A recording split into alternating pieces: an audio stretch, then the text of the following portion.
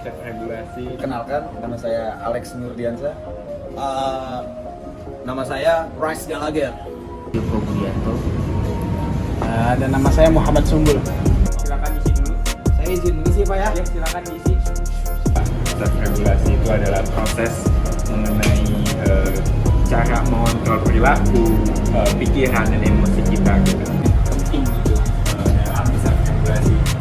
Pertama itu ada pengendalian emosi. Ini adalah suatu hal yang masuk ke kita. Kita identifikasi dulu nih. Ini gimana cara kita menanggapi perihal emosi itu gitu. Yang pikiran kita bakal capai gitu dengan rentan waktu yang diterapin dari medisnya gitu. Oke, selanjutnya itu pengaturan perilaku. Misal jam 7 kegiatan, nah harus komit dari sebelumnya itu udah persiapan, kayak udah mandi segala macem biar sesuai dengan apa yang tercapai lah tujuannya gitu. Mungkin itu hal-hal kecilnya gitu. Oke, kita next teman-teman. Yang nanti teman-teman bakal lewatkan di masa yang akan mendatang. Oke. Yang pernahkah teman-teman merasa sangat stres atau teralihkan hingga sulit fokus? Nah, apa yang dilakukan untuk mengatasinya? Pernah. Prokrastinasi itu gue pernah menunda. terlalu menunda-nunda karena mikirnya saya pernah masih 2 minggu lagi gitu kan. Tapi ntar ujiannya H-1, H-2, jadi keteteran gitu. Itu sih sehingga itu menyebabkan stres itu. Itu kalau nggak salah waktu itu ada lagu sama stres tuh. Banyak cara. 1, bermain game. Oke. 2, sholat. Sholat dulu sih pertama. Sholat dulu. Saya kadang sholat. Berdoa kepada Allah, ya Allah, nih saya mau harus berubah ya kan, harus berubah. Kedua, orang tua tuh biasa tuh, bantuin orang tua aja, bantuin orang tua. Ketiga, menolong teman. Yang keempat terakhir sih merokok. Itu. Mindfulness. Nah, mindfulness ini lebih ke berpikir positif lah gitu. Nah, ini bisa mengurangi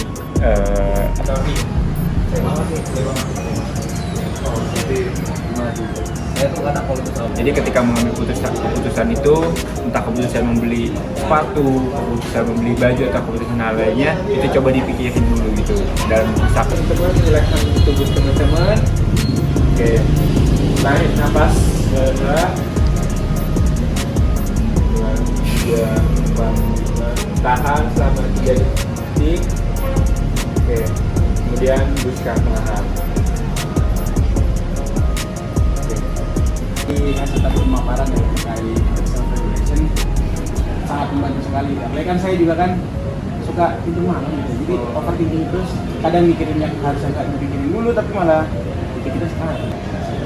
Regulasi. Mungkin bahasa gaulnya saya gini lah ya, pusing dalam mikirin pertemanan atau gimana gitu kan. Oh iya.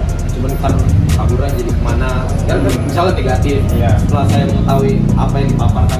Terima kasih juga Bapak Amro yang telah memaparkan materi self regulation, karena saya sering overthinking gitu Pak. Kayak nggak tahu apa itu masalah-masalah yang di luar, kayak saya bisa makan stres banget Pak. Assalamualaikum warahmatullahi wabarakatuh. Selamat malam. Malam Pak. Oke, terima kasih yang sudah hadir untuk mengikuti kegiatan coaching pertemuan kedua ini. Oke, kita bahas dulu. Oke, mengidentifikasi alasan balik. Hasilnya itu kurang baik, jadi kita nunggu nanti gitu, melihat dari temen dulu gitu. Sama kurang lebih berkaitan sama yang tadi. Jadi kita harus cari informasi dulu dari semuanya, kayak kiranya udah punya gambaran mateng, baru kita bakal mulai gitu. Kita akan mulai gitu. Ketika misalkan kita belum mendapat gambaran sesuatu, kita cenderung yaudah nanti dulu deh, nunggu informasi lengkap dulu baru kita mulai gitu. Nah, jadinya persiapkan. Jadinya baru deadline, baru di akhir-akhir itu kita udah baru punya semua informasi, baru kita mulai. Walaupun Deadline. Nah, itu jadi kayak itu yang menyebabkan prokrastinasi.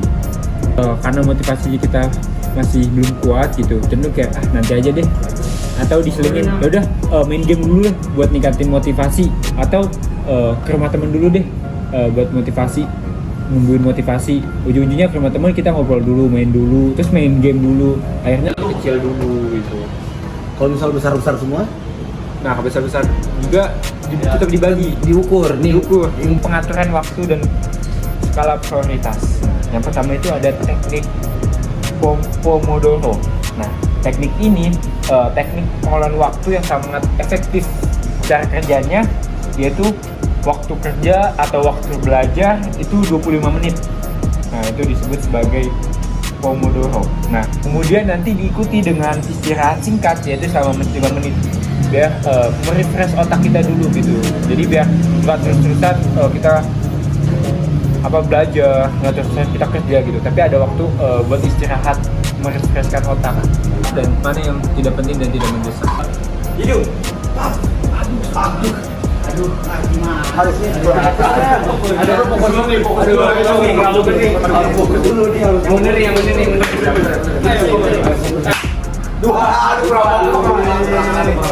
Tepuk 1, tepuk 3. Oke, satu lagi. Tepuk 3.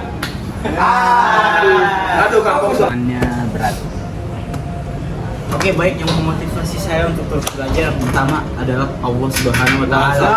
Ini banget nih saya sesama dengan saya Bapak. Sebagai umat muslim yang baik, maka wajiblah kita harus belajar. Iqra, bacalah.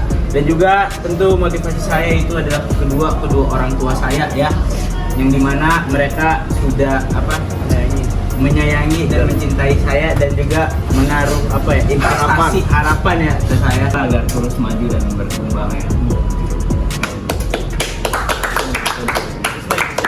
Terima kasih Pak atas jawabannya. Hubungan antara apa yang Anda pelajari sekarang, misalkan di mata kuliah di kampusnya apa yang pelajarin, dengan impian atau tujuan dari hidup Anda. Impian dan tujuan saya itu menjadi bermanfaat untuk orang lain, tapi tidak dimanfaatkan juga. Hubungan saya dengan apa yang saya pelajari saat ini itu alhamdulillah masih sangat berkorelasi ya. Karena saya juga mempelajari bagaimana cara berkomunikasi, berhubungan dengan manusia, mempelajari perilaku manusia, bagaimana manusia pikiran mempengaruhi tindakan juga, dan itu saya pelajari. Saya coba membaca beberapa buku-buku dan juga mengimplementasikannya tentunya di kampus saya, di hidup saya. Terima kasih. Kayak apalagi kita kan, saya umur muda gitu kan, udah pengalaman masih sebiji jagung lah kalau ibarat katakan. Sedangkan kan kita nggak ada yang tahu tuh umur sampai berapa. Tujuan hidup saya itu tadi berguna dengan orang lain, bermanfaat dan tidak dimanfaatkan. Udah mengikuti kegiatan ini, alhamdulillah kegiatannya udah kelar. Kita sebelum kelas udah mulai di proses dulu.